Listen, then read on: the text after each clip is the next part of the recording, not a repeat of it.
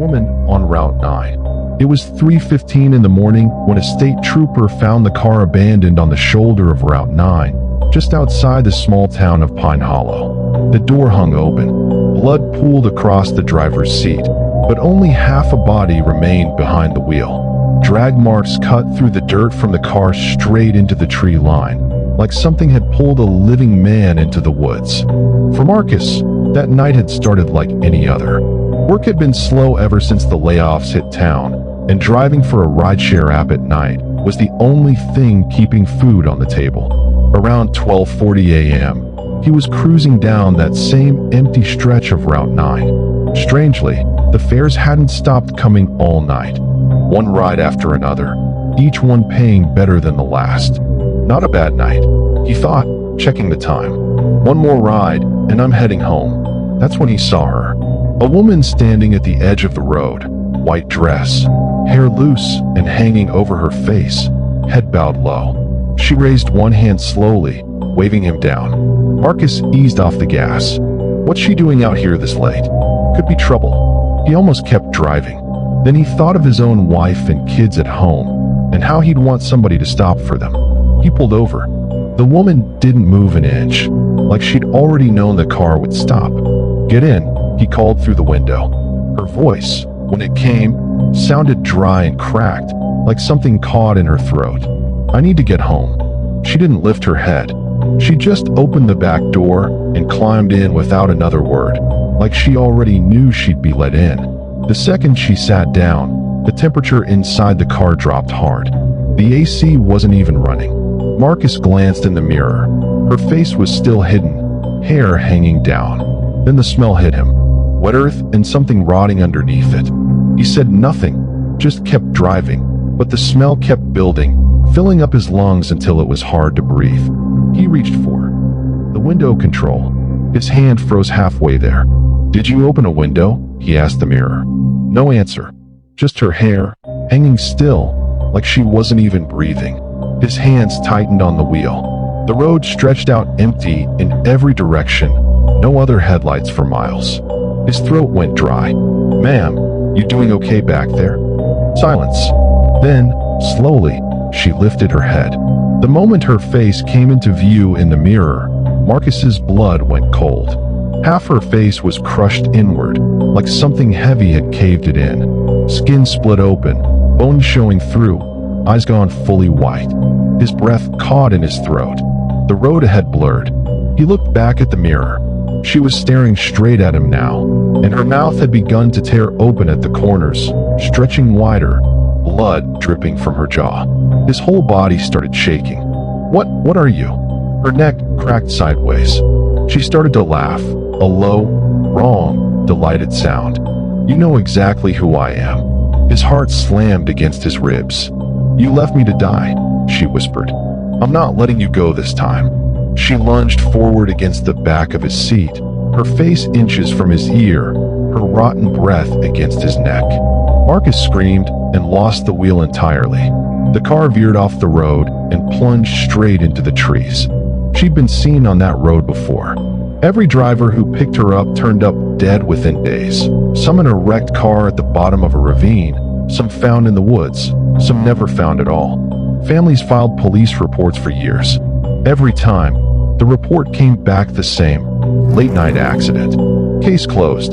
Then one night, a man named David was driving that same stretch of Route 9 around 1 a.m. pitch dark, nothing but his own headlights cutting through the night, until he saw her standing at the edge of the road, this time in a yellow dress, head down, one hand raised. David had heard the stories about this road. He wasn't sure if this was the same spirit, or just some woman in real trouble. He slowed down and rolled his window low. You're out here alone? Where do you need to go? She kept her head down. I need to get home. Just take me up ahead. She reached for the door handle. The instant her fingers touched the metal, smoke curled off her hand, and she let out a horrible shriek, bolting away from the car and into the tree line. David understood then. She wasn't human. He wasn't just any driver. He practiced the old ways, and his truck carried protective charms that kept her from ever getting inside. Without wasting time, He drove straight to the sheriff's station, where his old friend, Deputy Harris, was working the night shift. "David, this late? What's going on?" "What's happening on Route 9 isn't accidents," David said. "There's a spirit out there, and she's still killing people." For the next several days, David and Deputy Harris kept watch on that stretch of road. Then the night of the new moon arrived.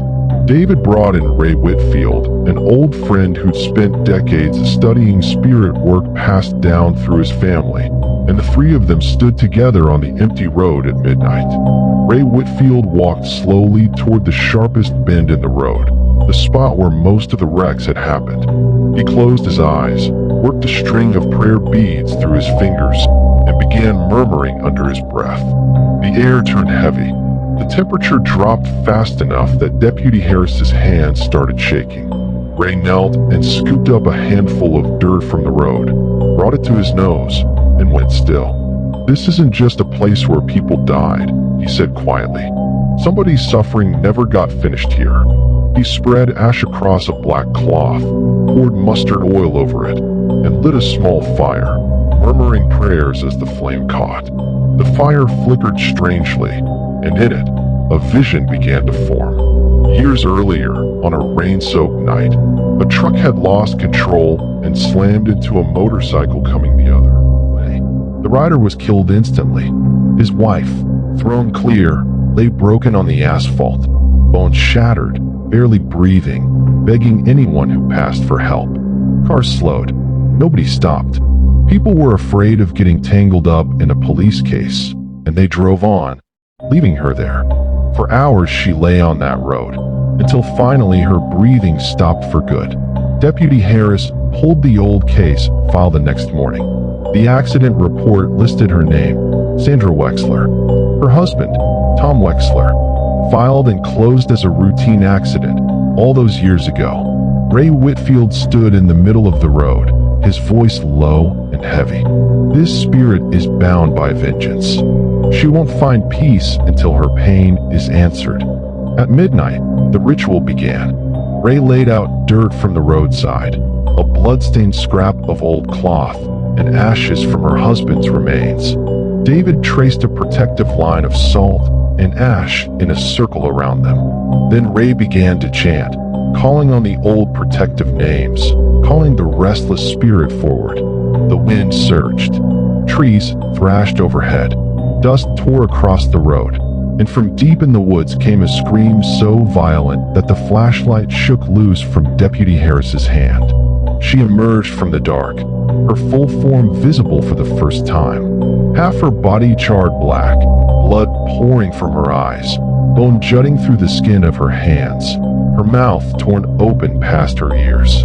Her once white dress was soaked red from collar to hem. She stood in the center of the road and raised her head, her blank white eyes fixed directly on Ray. "I want my justice," she screamed. Every light on the road went dark at once. From deep in the trees came a sound like 100 people weeping together. The wind grew so violent the roadside trees bent nearly double. Deputy Harris stumbled backward, hands shaking. David grabbed his shoulder. "Don't step outside the line. Whatever happens, don't look back." The line of ash and salt on the road had begun to break apart. Sandra dragged herself forward, her broken legs leaving a smear of blood behind her, her neck bent at a horrible angle, bones grinding with every step. Suddenly, she rose off the ground entirely and came to a stop right in front of Ray, her ruined face inches from his. "They let me die," she rasped. "I suffered. Nobody stopped." Ray flung his prayer beads at her. The moment they struck her body, smoke poured off her skin, and she let out a scream so violent that blood began trickling from Deputy Harris's ears. All around them, shapes began to appear. Every person she'd killed on that road over the years, bloodied and broken, dragging themselves forward, closing in around Ray. "What is this?" Harris shouted. "Her grief," David said. "Her curse." Ray dropped to his knees in the road. He lifted a handful of her husband's ashes and cast them into the fire, then added the dirt from the roadside and the blood-stained cloth. The wind screamed louder. The flames turned black. Ray closed his eyes and chanted louder, calling on the old names, calling for release. Restless spirit, let go of your chains. Whatever pain binds you, offer it to the fire. Sandra convulsed, her body flickering between the broken corpse and something almost human again. She clawed at the asphalt, slammed her head against the ground. I didn't want to die, she sobbed, and for the first time her voice held grief instead of rage. I just wanted to survive. Ray moved toward her slowly and pressed a handful of ash to her forehead, gently closing her ruined eyes with his hand. Then, behind the wreck of the old truck, a faint shape appeared, the outline of a man. Her husband, Tom. He walked toward her slowly, and for the first time, fear left Sandra's face, replaced by something like peace. You came back, she whispered. Tom took her hand. In the next instant, her body began dissolving into smoke. The shattered skin, the broken bones, the blood-soaked dress, all of it fading away. With one last, softer cry, the two of them disappeared together into the dark. Everything went still. The wind died. The trees stopped shaking. For the first time in years, that stretch of road held no fear at all. Deputy Harris sank down onto the asphalt, shaking his head. All those years, he murmured. All she ever wanted was justice. No accident was ever reported on that stretch of Route 9 again. Locals say that on the night of every new moon, if you drive past that bend, you might still catch a glimpse of a woman and a man walking together along the roadside, side by side.